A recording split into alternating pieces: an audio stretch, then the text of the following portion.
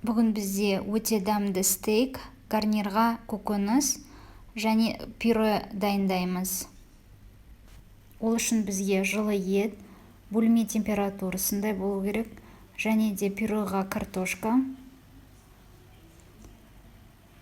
көкөністерге тәтті бұрыш және қызанақ. Зәйтүн майын жағамыз және бұрышты қосамыз.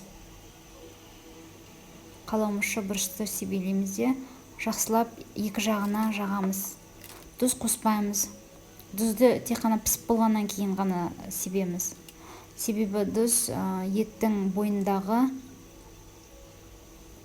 нәрін жұтып алады, шығарып тастайды пісіріп жатқан уақытта.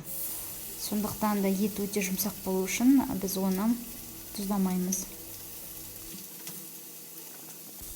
Ыстық гриль табаға етімізді саламыз. Ашық жерлерді мен және көкөністерді де қуыруға пайдаланам.